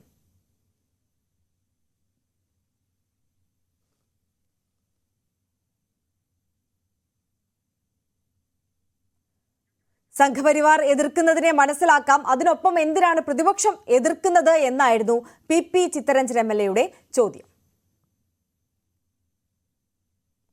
പോലീസുകാരന്റെ വിവാഹം ഷൂട്ട് ചെയ്ത വീഡിയോഗ്രാഫർ പണം ചോദിച്ചതിന്റെ പേരിൽ പോലീസ് സ്റ്റേഷനിൽ ക്രൂരമർദ്ദനമേറ്റതിൽ ഉദ്യോഗസ്ഥർക്കെതിരെ നിയമ നടപടി സ്വീകരിക്കാതെ ഡിവൈഎസ്പി. പോലീസ് ഉപദ്രവത്തിന് തെളിവില്ലെന്ന വാദം ഉന്നയിച്ച ഡിവൈഎസ്പി മർദ്ദനമേറ്റ മുകേഷിന് കിട്ടാനുള്ള മുഴുവൻ തുകയും CPO അനന്തകൃഷ്ണനിൽ നിന്ന് വാങ്ങി നൽകി. 4000 രൂപ മാത്രമേ നൽകാനുള്ളൂ എന്ന ആദ്യം നിലപാടെടുത്ത പോലീസ് മർദ്ദന പരാതി ഒഴിവാക്കാനാണ് മുഴുവൻ തുകയും വാങ്ങി നൽകിയതെന്നാണ് സൂചന. News 18 follow up. Vaikom police സ്റ്റേഷനിൽ നിന്ന് മർദ്ദനമേറ്റതിന്റെ പിറ്റേ ദിവസം തന്നെ മുകേഷ് പോലീസുകാർക്കെതിരെ പരാതിയുമായി വൈക്കം ഡിവൈഎസ്പി വിജയനെ സമീപിച്ചിരുന്നുവെന്ന് ഡിവൈഎസ്പി ഓഫീസിൽ ഇന്നലെ ജൂലൈ 22 നൽകിയ അക്നോളജ്മെന്റ് നോട്ടീസിൽ നിന്ന് വ്യക്തം. പരാതിയുമായി ഡിവൈഎസ്പിയെ സമീപിച്ചപ്പോൾ നൽകിയ മറുപടിയെ സംബന്ധിച്ച് മുകേഷ് തന്നെ പറയട്ടെ. ഡിവൈഎസ്പി ഡിവൈഎസ്പിയോട് സംസാരിച്ച സമയത്ത് ഡിവൈഎസ്പി വളരെ ആഹവത്തോടെയാണ് ഈ കാര്യങ്ങൾ കൈകാര്യം ചെയ്യുന്നത്. ആഹവത്തോടെ എന്ന് പറഞ്ഞാൽ ഡിവൈഎസ്പി ഇതിനെക്കുറിച്ചല്ല സംസാരിക്കുന്നത്, മറ്റു പല സാമൂഹിക കാര്യങ്ങളും പല രാഷ്ട്രീയപരമായിട്ടുള്ള കാര്യങ്ങളൊക്കെയാണ് പുള്ളി സംസാരിക്കുന്നത്. ഇതിനെക്കുറിച്ചൊന്നും ഞാൻ പറഞ്ഞു, ഞാൻ അതിനല്ല വന്നത്. ഞാൻ ഇന്നപോലെ എൻ്റെ ഡ്രസ് കോഡ്, എൻ്റെ ഞാനൊരു ഓണറാണെന്നുണ്ടെങ്കിൽ ആ ഒരു അറ്റയറിൽ ഒരു ഡ്രസ് സെൻസിൽ നടക്കണം. ഡ്രസ് സെൻസ് ഉണ്ടോ, മുടി നല്ല രീതിയിൽ കട്ട് ചെയ്യണ്ടേ, എന്താണ് ഇങ്ങനെ നടക്കുന്നത്? മുകേഷിന്റെ വസ്ത്രധാരണത്തെക്കുറിച്ചടക്കം വാചാലനായ ഡിവൈഎസ്പി പോലീസ് മർദ്ദന പരാതിയെ സംബന്ധിച്ച് മൗനം പാലിച്ചു. പോലീസുകാർ മർദ്ദിച്ചതിൽ തെളിവില്ലെന്ന് പറഞ്ഞ് ഒറ്റ വാക്കിൽ പരാതി തള്ളി. എന്നെ മർദ്ദിച്ചതിന് തെളിവൊന്നുമില്ലല്ലോ മുകേഷ്, എന്നാലും ഞാൻ അന്വേഷിക്കാം എന്നാണ് ഡിവൈഎസ്പി പറഞ്ഞത്. എന്നാലും ഞാൻ അന്വേഷിക്കാം, മുകേഷ് അന്വേഷിക്കാം. ഞാൻ 1 മാസത്തോളം വെയിറ്റ് ചെയ്തു, ഒരു അന്വേഷണം ഉണ്ടായി. വെറും 4000 രൂപയ്ക്ക് വിവാഹ വീഡിയോ നൽകണമെന്ന് വൈക്കം പോലീസ് നിർബന്ധപൂർവ്വം മുകേഷിൽ നിന്ന് എഴുതി വാങ്ങിയിരുന്നു. എന്നാൽ പോലീസിനെതിരെ മർദ്ദന പരാതിയുമായി മുകേഷ് എത്തിയതോടെ കിട്ടാനുള്ള 32,000 രൂപയും ഡിവൈഎസ്പി തന്നെ CPO അനന്തകൃഷ്ണനിൽ നിന്ന് വാങ്ങി നൽകി. മർദ്ദന പരാതി ഒത്തുതീർപ്പാക്കാനുള്ള ശ്രമത്തിന്റെ ഭാഗമായിരുന്നു ഇത്. ഈ പൈസ മേടിച്ചു തന്നു കഴിഞ്ഞാൽ ഞാൻ ഈ കേസുമായിട്ട് മുന്നോട്ട് പോകില്ല എന്നൊരു തെറ്റായ ധാരണ ഡിവൈഎസ്പിക്ക് ഉണ്ടായിരുന്നിരിക്കണം. നിലവിൽ അന്വേഷണം നടന്നിട്ടില്ല. ഈ ഉണ്ടെങ്കിൽ എന്നെ വിളിപ്പിക്കും, അല്ലെങ്കിൽ ഇത് ആരാണെന്നെങ്കിൽ നമ്മൾ എനിക്ക് കണ്ടാലറിയാവുന്ന 4 പേരെന്ന് ഞാൻ പറഞ്ഞു. അപ്പോൾ കണ്ടാലറിയാവുന്ന എനിക്ക് അവരെ ഐഡന്റിഫൈ ചെയ്യാനായിട്ടൊരു സംവിധാനം, അല്ലെങ്കിൽ ഒരു FIR ഇട്ടൊരു കേസ് മുന്നോട്ട് പോകുന്ന സമയങ്ങളിലായിരിക്കണം ഇത് ആരാ നിന്ന് തല്ലിയതെന്ന് ചോദിക്കുക. അങ്ങനെയൊന്നും ഒരു സംസാര വിഷയം, ഒരു നടപടിക്രമങ്ങളൊന്നും ഉണ്ടായിട്ടില്ല അവിടെ. ഈ മാസം 8-നാണ് ന്യൂസ് 18 സംഘം മുകേഷിന് മർദ്ദനമേറ്റ വാർത്ത ചിത്രീകരിച്ചത്. ഇതിന്റെ പിറ്റേ ദിവസം മാത്രമാണ് മർദ്ദനം നടന്നതിന് ചികിത്സ തേടിയിരുന്നു എന്നതിന്റെ രേഖകൾ പോലും ഡിവൈഎസ്പി ഓഫീസ് വൈക്കം താലൂക്ക് ആശുപത്രിയിൽ നിന്ന് കൈപ്പറ്റുന്നത്. ആശുപത്രിയിൽ നിന്നും മർദ്ദനം സംബന്ധിച്ച വിവരം വൈക്കം പോലീസിന് കൈമാറിയിട്ടും അവർ അത് മറച്ചുവെക്കുകയായിരുന്നു. പണം നൽകിയാൽ കേസ് ഒത്തുതീർപ്പാകുമെന്ന് കരുതിയ ഡിവൈഎസ്പി മുകേഷ് നൽകിയ പരാതിയിൽ പോലീസുകാർക്കെതിരെ പ്രാഥമിക അന്വേഷണം പോലും നടത്തിയില്ല എന്നതാണ് ശ്രദ്ധേയം. ശരണ്യ സ്നേഹജൻ, ന്യൂസ് 18 ആലപ്പുഴ. പോലീസിനെതിരെ പരാതിയുമായി തിരുവനന്തപുരം ബ്രൈമൂർ എസ്റ്റേറ്റിൽ ആക്രമിക്കപ്പെട്ട കൊല്ലം സ്വദേശിനി. ആക്രമണം നടത്തിയ ഷാജി എന്നയാൾക്കെതിരെ പരാതി നൽകിയിട്ടും പാലോട് പോലീസ് അന്വേഷിക്കാൻ തയ്യാറാകുന്നില്ലെന്ന് കൊല്ലം ഇട്ടിവ സ്വദേശിയായ ജലീല ബീവി ആരോപിച്ചു. എന്റെ ഭർത്താവ് മാനസിക രോഗിയാണ്. പട്ടത്തുള്ള സർമ്മസ്വാമിയുടെ തോട്ടം ബ്രൈമൂറിൽ പാട്ടും എടുത്ത് മരം മുറിക്കുകയാണ്. അങ്ങേക്ക് നിസാർ എന്ന് പറഞ്ഞാൽ റേഞ്ചർ എന്ന് പറഞ്ഞാൽ ഈ കല്ലർ സാധ്യങ്ങൾ കൂടി മരുന്ന് മേടിച്ച് അവശതയാക്കിയിട്ടാണ് ഇവരെന്നെ ഈ ദേഹോത്തരം ചെയ്തത്. ഞാൻ അത് സംസാരിക്കുകയും പറയുകയും ചെയ്തു. കണക്കും കാര്യങ്ങളും എല്ലാം ചോദിക്കുന്നതിന്റെ പേരിലാണ് അവരെന്നെ ഇങ്ങനെ കൊല്ല ചെയ്തത്. എനിക്ക് ഇതിനൊരു നീതി ഉണ്ടാക്കി തരണം. സ്റ്റേഷനിൽ കൊണ്ടുപോയി പരാതി കൊടുത്തിട്ട് അവർ FIR ഇട്ടതല്ല, ഇതുവരെ അവർ അന്വേഷിച്ചില്ല, അവരെ അറസ്റ്റ് ചെയ്തില്ല. നെടുമങ്ങാടും കൊടുത്ത് പാലോടും കൊടുത്ത് വലുതാപ്പള്ളിയും എല്ലാം കൊടുത്ത് ആരും എനിക്കൊരു നീതി തന്നില്ല. ഓഗസ്റ്റ് 8-നാണ് സാമ്പത്തിക തർക്കത്തിനിടെ ജമീല ബീവിക്ക് മർദ്ദനമേറ്റത്. എസ് വിനീഷിന്റെ റിപ്പോർട്ട് കാണാം. ഓഗസ്റ്റ് 8-നാണ് കേസിനാസ്പദമായ സംഭവം ഉണ്ടായത്. തിരുവനന്തപുരം ജില്ലയിലെ ബ്രൈമൂർ എസ്റ്റേറ്റിലാണ് നമ്മൾ ഈ ദൃശ്യങ്ങൾ കാണുന്ന തരത്തിലുള്ള സംഭവം ഉണ്ടായിരിക്കുന്നത്. പരാതിക്കാരിയായ ജലീലയെ അതിക്രൂരമായി മർദ്ദിക്കുന്ന ദൃശ്യങ്ങളാണ് പുറത്തു വന്നിരിക്കുന്നത്. സംഭവവുമായി ബന്ധപ്പെട്ട് ഷാജി എന്ന ആൾക്കെതിരെയാണ് പോലീസ് FIR രജിസ്റ്റർ ചെയ്തിരിക്കുന്നത്. ദൃശ്യങ്ങൾ തന്നെ വ്യക്തമാണ്. വൃദ്ധമാതാവിനെ അതിക്രൂരമായി മർദ്ദിക്കുന്നു, അതുപോലെ തന്നെ ഒരു കമ്പ് വെച്ച് അവരെ അടിക്കുന്നു. നിലത്ത് വീണ ജലീലയുടെ ദേഹത്ത് കയറിയിരുന്ന് മർദ്ദിക്കുന്ന തരത്തിലുള്ള ദൃശ്യങ്ങളാണ് പുറത്തു വന്നിരിക്കുന്നത്. സംഭവത്തിൽ ഇവരുടെ കഴുത്തിനും മുഖത്തുമെല്ലാം ഗുരുതരമായിട്ടുള്ള പരിക്കേറ്റിരുന്നു. ഇവർ ആശുപത്രിയിൽ ചികിത്സ തേടിയ സാഹചര്യമുണ്ടായിരുന്നു. ഇവർ പാലോട് സ്റ്റേഷനിൽ പരാതി നൽകുകയും ചെയ്തു. പക്ഷേ നാളിതുവരെയായി സംഭവത്തിൽ യാതൊരു അന്വേഷണവും നടന്നിട്ടില്ല എന്നാണ് ഗുരുതരമായിട്ടുള്ള ഒരു ആരോപണം ഇപ്പോൾ ഉയർന്നു വന്നിരിക്കുന്നത്. സംഭവത്തിൽ അന്വേഷണം നടക്കണം. ഈ ഷാജിക്കെതിരെ FIR രജിസ്റ്റർ ചെയ്തിട്ടുണ്ടെങ്കിലും പോലീസിന്റെ ഭാഗത്തു നിന്ന് യാതൊരു അന്വേഷണം നടക്കുന്നില്ല എന്നുള്ള ഗുരുതര ആരോപണമാണ് ജലീല മുന്നോട്ട് വെക്കുന്നത്. എന്നാൽ പോലീസിൽ നിന്ന് അറിയാൻ കഴിയുന്നത് അന്വേഷണം നടക്കുന്നത് എന്നുള്ളതാണ്. പക്ഷേ ഈ സംഭവം നടന്നത് സെപ്റ്റംബർ 4-ാം തീയതിയാണ് ഇവർ പരാതി നൽകുന്നത്. ആശുപത്രിയിൽ അഡ്മിറ്റ് ആയതിനു ശേഷം സെപ്റ്റംബർ 4-ാം തീയതിയാണ് പരാതി നൽകുന്നത്. പക്ഷേ ഈ പരാതി നൽകുന്ന കാലയളവിനുള്ളിൽ തന്നെ ഇയാൾ ഒളിവിൽ കഴിയുന്നു എന്നാണ് നമുക്കിപ്പോൾ അറിയാൻ കഴിയുന്നത്. ഈ ദൃശ്യങ്ങൾ ഭീകരമാണ്. ഒരു വൃദ്ധമാതാവിനെ അതിക്രൂരമായി മർദ്ദിക്കുന്നു, കമ്പ് വെച്ച് മർദ്ദിക്കുന്നു, അസഭ്യം പറയുന്നു എന്നുള്ളതാണ്. സംഭവവുമായി ബന്ധപ്പെട്ട് നമുക്ക് അറിയാൻ കഴിയുന്ന വിവരം ചില സാമ്പത്തിക തർക്കമായി നിലനിന്നിരുന്നു. പരാതിക്കാരിയുടെ ഭർത്താവും ഈ ഷാജിയും തമ്മിൽ സാമ്പത്തിക തർക്കമുണ്ടായിരുന്നു. ഇതുമായി ബന്ധപ്പെട്ടുള്ള തർക്കമാണ് വലിയ രീതിയിലുള്ള ഒരു അക്രമത്തിലേക്ക് നയിച്ചത്. കരാർ ഏറ്റെടുത്തത് പരാതിക്കാരിയുടെ ഭർത്താവാണ്. ഭർത്താവും ഈ ഷാജിയും തമ്മിലുള്ള ചില സാമ്പത്തിക ഇടപാടുകൾ ഉണ്ടായിരുന്നു. ഇതുമായി ബന്ധപ്പെട്ട് തർക്കം നിലനിന്നിരുന്നു. ഇവിടെ നിന്നും ഈ ലോഡ് കടത്തുന്നതുമായി ബന്ധപ്പെട്ട് തർക്കം ഈ ജലീല ചോദ്യം ചെയ്തു. ഇതാണ് ഈ ഒരു അക്രമത്തിലേക്ക് നയിച്ചത്. സംഭവവുമായി ബന്ധപ്പെട്ട് വലിയ രീതിയിലുള്ള അക്രമത്തിലേക്ക് നയിക്കുകയും ചെയ്തിരുന്നു. എന്തായാലും ഈ പോലീസിന്റെ ഭാഗത്തുനിന്ന് അറിയാൻ കഴിയുന്നത് അന്വേഷണം നടക്കുന്നു എന്നുള്ളതാണ്. നിയമസഭയിൽ അടിയന്തര പ്രമേയ ചർച്ചയിൽ പ്രതിപക്ഷ നേതാവ് VD സതീശൻ സംസാരിക്കുകയാണ്. ഇതെല്ലാം ഒന്നാമതാണ് എന്ന് പറഞ്ഞിട്ട് കഴിഞ്ഞ കുറെ വർഷങ്ങളായി ഇത് സ്റ്റാഗ്നന്റ് ആണ്. നമ്മളിത് തിരിച്ചറിയണം. ബാക്കിയുള്ള സ്ഥലത്തുണ്ടാകുന്നത് പോലെ ഒരു മാറ്റം പല കാര്യങ്ങളിലും ഉണ്ടാകുന്നില്ല. നമ്മൾ 10, 20, 25 വർഷം പുറകിലേക്ക് പോവാണ്. ലോകത്തുള്ള എല്ലാ രോഗങ്ങളും ഇന്ന് കേരളത്തിലുണ്ട്. നമ്മളത് മനസ്സിലാക്ക്. എല്ലാ രോഗങ്ങളും ഇവിടെ പറഞ്ഞതുകൊണ്ട് ഞാൻ ആവർത്തിക്കുന്നില്ല. എല്ലാ ലെപ്റ്റോയിഡ് ഉണ്ട്, ഡെങ്കു ഫീവർ ഉണ്ട്, ഹെപ്പറ്റൈറ്റിസ് A ഉണ്ട്, കോളറയുണ്ട്, ടൈഫോയിഡ് ഉണ്ട്, മുഴുവൻ രോഗങ്ങളും നമ്മുടെ നാട്ടിലുണ്ട്. എന്താ കാരണം? നമ്മൾ അന്വേഷിക്കണ്ടേ? നമ്മൾ ഹെൽത്ത് ഡാറ്റ കളക്ട് ചെയ്യുന്നുണ്ടേ? അത് പരിഹരിക്കാനുള്ള സംവിധാനം വേണ്ടേ? ലൈഫ് സ്റ്റൈൽ ഡിസീസ് വളരെ കൂടുതലായി വർദ്ധിക്കുന്നുണ്ട്. നമ്മളെല്ലാം ജനപ്രതിനിധികളല്ലേ? നമ്മൾ മരണ വീടുകളിൽ പോകുന്നവരല്ലേ? കേരളത്തിലെ MLA അല്ലേ? ഞാൻ ഇതിനു മുമ്പ് 1 വർഷം മുമ്പ് പറഞ്ഞു, കോവിഡിന് ശേഷം കേരളത്തിലെ മരണനിരക്ക് വർദ്ധിച്ചു. നിങ്ങൾ പോകുമ്പോൾ നിങ്ങൾ അന്വേഷിക്കാറില്ല എന്തുകൊണ്ടാണ് മരിക്കുന്നതെന്ന്? പെട്ടെന്ന് യാതൊരു പ്രീസിഡൻസും ഇല്ലാത്ത ആൾ കാർഡിയാക് അറസ്റ്റ് വന്ന് മരിക്കുന്നവരുടെ എണ്ണം കൂടിയിട്ടുണ്ടോ ഇല്ലയോ? MLA പറ, കൂടിയിട്ടില്ലേ? കുഴഞ്ഞു വീണ് മരിക്കുന്നവർ, സ്ട്രോക്ക് വന്ന് വരുന്നവരുടെ നമ്പർ കൂടിയിട്ടില്ലേ? ക്യാൻസറിന്റെ കൂടിയിട്ടില്ലേ? അതുപോലെ ഓക്സിജൻ കുറയുന്നത്, സോഡിയം കുറയുന്നത്, ലങ്സ് ഡിസീസ്, വളരെ അപകടകരമായ തരത്തിൽ കേരളത്തിൽ മരണനിരക്ക് വർദ്ധിക്കുകയും ഒരു പോസ്റ്റ് കോവിഡ് അനാലിസിസ് ഞാൻ കഴിഞ്ഞ വർഷം ഇതിവിടെ പറഞ്ഞപ്പോ മന്ത്രി പറഞ്ഞു ഒരു ശാസ്ത്രീയമായ അടിത്തറയില്ല. ശാസ്ത്രീയമായ അടിത്തറ വേണ്ടത് ഗവൺമെന്റിനാണ്. ഗവൺമെന്റിന്റെ കയ്യിൽ ഹെൽത്ത് ഡാറ്റയുണ്ട്. നിങ്ങൾ 14 ജില്ലകളിലെ 14 പഞ്ചായത്തുകൾ നിങ്ങൾ പരിശോധിക്കുക. ഈ കോവിഡിന് മുമ്പുള്ള മരണനിരക്കും കോവിഡിന് ശേഷമുള്ള മരണനിരക്കും അവിടുത്തെ ലോക്കൽ പഞ്ചായത്തിൽ ഡെത്ത് രജിസ്ട്രേഷൻ വെച്ച് നോക്ക്. എന്നിട്ട് നിങ്ങൾ പരിശോധിക്കുക എന്താ മരണ കാരണം, ഏത് ഏജ് ഗ്രൂപ്പിലുള്ളവരാണ് മരിക്കുന്നത്. അതിനൊക്കെയല്ലേ ആരോഗ്യ വകുപ്പ്. നിങ്ങൾ ഇതൊന്നും ചെയ്യില്ല. ഇതൊക്കെ ചോദിച്ചു കഴിഞ്ഞാൽ ആകാശത്തേക്ക് നോക്കും. ഈ സംവിധാനം ചെയ്യണ്ടേ ആരോഗ്യവകുപ്പ്? അപകടകരമായ രീതിയിലേക്ക് കേരളത്തിലെ ആരോഗ്യ രംഗം പോവുകയാണ്. മനുഷ്യന്റെ ആരോഗ്യം പോവുകയാണ്. നമുക്ക് ഒരു ഇതുമില്ലാത്ത ആളുകൾ പെട്ടെന്ന് മരിക്കുകയാണ്. ഒരുപാട് കാര്യങ്ങൾ ഇതെല്ലാം ബന്ധപ്പെട്ടിട്ടുണ്ട്. പിന്നെ ഈ അമീബിക് ജ്വരം വന്നപ്പോ എപ്പോഴും ഈ 10 കൊല്ലം മുമ്പ് പോകുന്ന എന്തിനാ? പോയി അബദ്ധത്തിൽപ്പെട്ടില്ലേ മന്ത്രി? 2018 ഒരു സാധനം സ്ക്രാപ്പ് ചെയ്ത് 2013 അമീബിക് മസ്തിഷ്ക ജ്വരത്തെ കുറിച്ച് കേരളത്തിലെ ആരോഗ്യവകുപ്പ് ഒരു സ്റ്റഡി നടത്തിയിട്ട് ഗവൺമെന്റിന് കൊടുത്തിട്ട് ഗവൺമെന്റ് ഒന്നും ചെയ്തില്ല എന്ന് പറഞ്ഞു. ബഹുമാനപ്പെട്ട മന്ത്രിയോട് പറയാനുള്ളത്, കേരളത്തിലെ അമീബിക് മസ്തിഷ്ക ജ്വരം ആദ്യം റിപ്പോർട്ട് ചെയ്തെന്ന first case 2016 first case 2016 first case report ചെയ്ത് 2013 അതല്ല. 2013 അതിന്റെ റിസൾട്ട് ഇതാണ്. Most of the corneal ulcers responded well to treatment which was started early in their course due to early detection of the parasite by direct microscopy of confirmation. കണ്ണിൽ വരുന്ന ഒരു അൾസറിനെ കുറിച്ചുള്ള study റിപ്പോർട്ടാണ്. അതാണ് 2018 ജേർണലിൽ വന്നത്. 2013 അമീബിക് മസ്തിഷ്ക ജ്വരത്തെ കുറിച്ച് ഇവിടെ റിപ്പോർട്ട് കൊടുത്തു. ഗവൺമെന്റ് നടപടി സ്വീകരിച്ചില്ല. ഉമ്മൻചാണ്ടിയുടെ ഗവൺമെന്റ് 12 കൊല്ലം മുമ്പ് നടപടി സ്വീകരിക്കാത്തതുകൊണ്ടാണ് കേരളത്തിൽ ഇപ്പോൾ ഈ മസ്തിഷ്ക ജ്വരം വരുന്നതെന്ന് ഈ ആരോഗ്യമന്ത്രി അല്ലാതെ ആരെങ്കിലും പറയോ?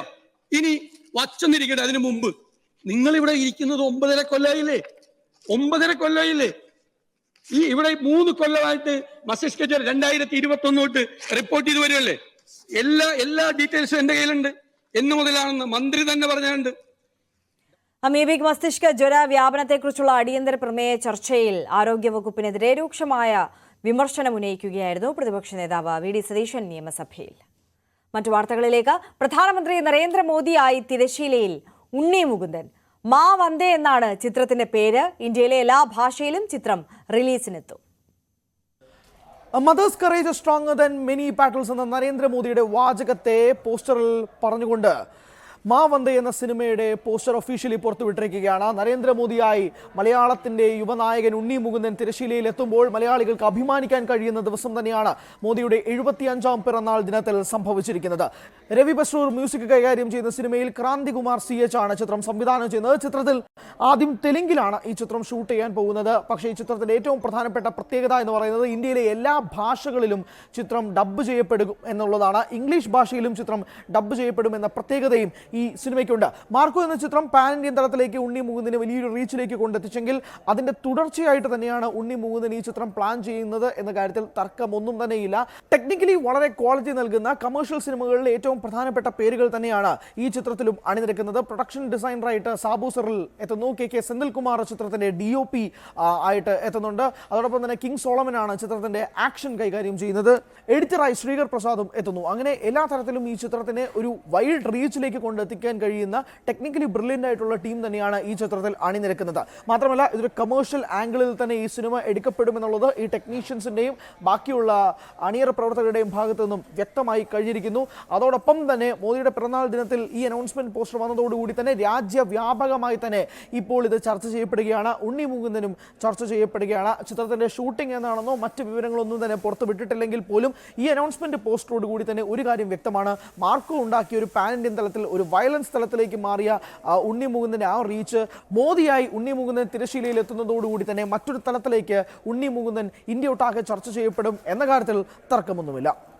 മെമ്മറീസ് ആണോ ദൃശ്യമാണോ എന്നുള്ളൊരു ഫൈറ്റ് നടക്കുന്നുണ്ട് ഇപ്പോഴും സോഷ്യൽ മീഡിയയിൽ. ദൃശ്യം is A blessing and A curse എന്നും പറയും. 3 വരാൻ പോവാണ്. ഒരു ഭയങ്കര ഹൈപ്പാണ്. എന്റെ സിനിമ എങ്ങനെയെങ്കിലും 100 കോടി എത്തിക്കാൻ വേണ്ടിയിട്ട് അങ്ങനെയുള്ള ശ്രമമൊന്നുമില്ല. ഫാൻ പ്ലോട്ട്സ് വായിക്കാറുണ്ടോ ജിത്തു ജോസഫ് എന്ന ഡയറക്ടർ? എനിക്ക് ഒത്തിരി പേര് മെയിലിൽ ഇടാറുണ്ട് 3യുടെ കഥ എൻ്റെ ഉണ്ടെന്ന്. ഞാനൊന്നും അപ്പൊ തന്നെ ഡിലീറ്റ് ചെയ്ത്. എന്റെ കുടുംബത്തിലും ആരെങ്കിലും ഇതുപോലെ വന്നാൽ ഞാൻ കൊല്ലും. എന്റെ പേരോ ഹരിയാണല്ലോ ഇത് ചെയ്യും. ഒരു ഫീമെയിൽ സെൻട്രിക് സ്റ്റോറി ഇവിടെ കേരളത്തിൽ ഒരു സൂപ്പർ ഹീറോ പടം ഉടനെ എല്ലാവരും എന്നാ എന്താ പറയുക സൂപ്പർ ഹീറോ ചെയ്തേക്കാന്ന് പറഞ്ഞാൽ ഇറങ്ങരുതെന്നാ പറഞ്ഞത്. ഏറ്റവും കൂടുതൽ പ്രശ്നം ഉണ്ടാക്കിയ സിനിമ റാം. ഞാനത് മറന്നുപോയി കേട്ടോ. റാം സാറ് പറഞ്ഞു. ഇപ്പോൾ അത് നിൽക്കുന്ന സ്റ്റേജിൽ സങ്കടം.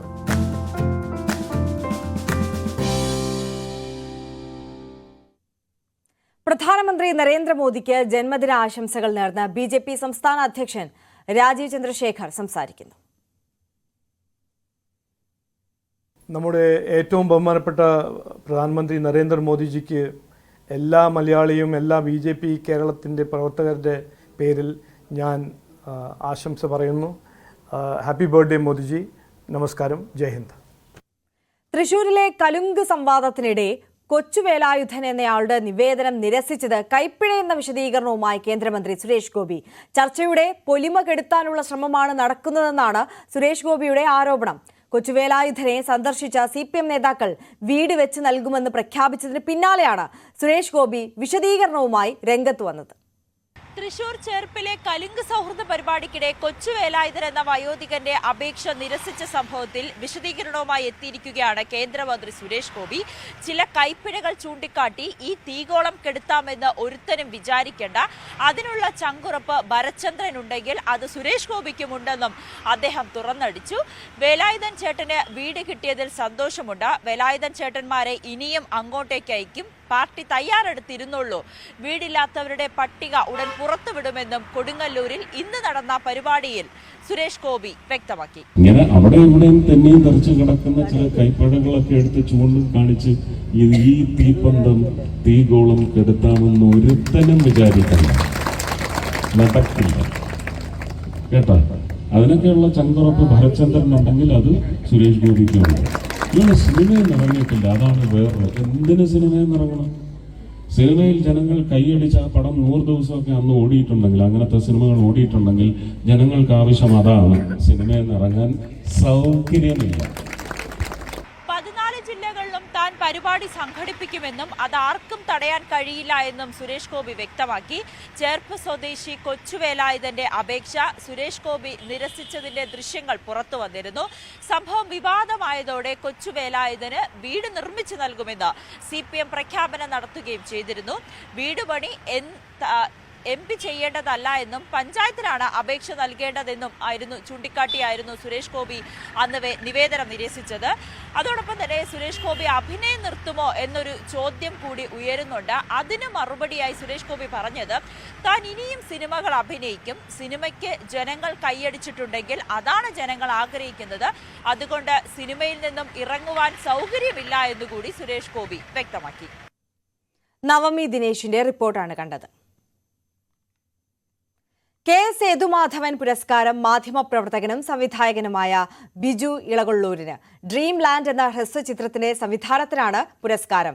ഡ്രീം ലാൻഡിലെ മികവിന് PV രഞ്ജിത്തിനെ മികച്ച ക്യാമറാമാനായും ബേബി സംസ്കൃതിയെ മികച്ച ബാലതാരമായും ഈശ്വരം വിനയനെ ഡബ്ബിംഗ് ആർട്ടിസ്റ്റായും തെരഞ്ഞെടുത്തതായി jury chairman SK Suneesh Kumar വാർത്താക്കുറിപ്പിൽ അറിയിച്ചു. ഒക്ടോബർ 5-ന് തിരുവനന്തപുരം കരകുളം രൂപം സ്കൂൾ ഓഫ് ആർട്സ് ഓഡിറ്റോറിയത്തിൽ നടക്കുന്ന അനുമോദന സന്ധ്യയിൽ സംവിധായകനും നിർമ്മാതാവുമായ കിരീടമുണ്ണി പുരസ്കാരങ്ങൾ വിതരണം ചെയ്യുമെന്ന് കേന്ദ്രീയ സാംസ്കാരിക നിലയം ചെയർമാൻ LR വിനയചന്ദ്രൻ അറിയിച്ചു. നോക്കാം ഇന്നത്തെ സ്വർണം വെള്ളി നിരക്കുകൾ. കവിത ഗോൾഡ് ആൻഡ് ഡയമണ്ട്സ് ഇന്നത്തെ സ്വർണം വെള്ളി നിരക്കുകൾ നിങ്ങൾക്കായി സമർപ്പിക്കുന്നത് Kavitha gold and diamonds, the versatile jewellery. സ്വർണം 22 ക്യാരറ്റ് ഗ്രാമിന് 10,240 രൂപ, പവന് 81,920 രൂപ. സ്വർണം 18 ക്യാരറ്റ് ഗ്രാമിന് 8,485 രൂപ, പവന് 67,880 രൂപ. വെള്ളി ഗ്രാമിന് 139 രൂപ, കിലോഗ്രാമിന് 1,39,000 രൂപ. കവിത ഗോൾഡ് ആൻഡ് ഡയമണ്ട്സ് ഇന്നത്തെ സ്വർണം വെള്ളി നിരക്കുകൾ നിങ്ങൾക്കായി സമർപ്പിച്ചത് Kavitha gold and diamonds, the versatile jewellery. പകൽ വാർത്ത പൂർണ്ണമാകുന്നു. ഇടവേളയ്ക്ക് ശേഷം കാണാം സ്പോട്ട് ലൈവ്. ടോം കുര്യാക്കോസ്.